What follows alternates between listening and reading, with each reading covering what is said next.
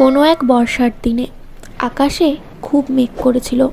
টুনি প্রতিদিনের মতোই তার মিষ্টির গাড়ি নিয়ে বেরিয়েছিল, কিন্তু হঠাৎ সেইখানেই বৃষ্টি চলে আসে।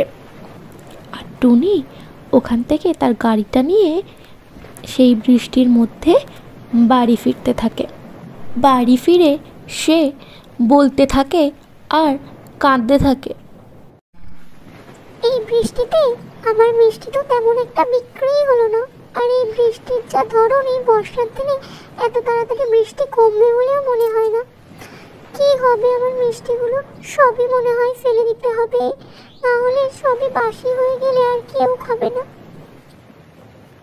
এদিকে কালুর বাসা ভেঙে যায় এই বর্ষায়, আর তারা চিন্তায় পড়ে নিজেদের মধ্যে আলোচনা করতে থাকে কি করবে। হে ভগবান, আমাদের এখন বাসা ভেঙে গেছে, আমরা এখন কোথায় যাব? কোথায় যাব আমরা এখন? ভগবান বলে দাও, কি করব গিন্নি? তুমি কিছু উপায় বলো এখন আমাকে। একবার টুনিকে বললে হতো না? ওর ঘর বাড়িগুলো খুবই সুন্দর, আর এই বর্ষায় ও নিশ্চয়ই আমাদেরকে থাকতে যাবে। চলো না একবার গিয়ে কথা বলি, আমি না হয় বলবো কথা। সেই কাক দম্পতি টুনির বাড়ির সামনে গিয়ে টুনিকে ডাকতে লাগলো, টুনি, একটু বেরোবে? আমরা খুব বিপদে পড়ে এখানে এসেছি। আমার বাচ্চা দুটোকে একটু বাঁচাও, দয়া করে একটু দরজাটা খোলো। এই বৃষ্টির মধ্যে আমাকে কে ডাকছে? যাই তো, গিয়ে দরজাটা খুলেই দেখি। কেউ নিশ্চয় বিপদে পড়ে ডাকছে। টুনি বোন, বড় বিপদে পড়ে তোমার কাছে এসেছি। আজকে রাতটুকু একটু আশ্রয় দেবে?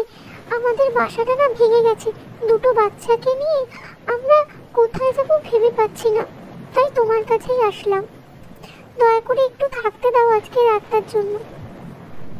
আরে এই ব্যাপার, এর জন্য এত সংকোচ বোধ করছো কেন? এসো এসো, আমার ঘরের ভিতরে এসো। এত ঠান্ডায় আর বৃষ্টিতে বাইরে দাঁড়িয়ে থেকো না, শরীর খারাপ করবে।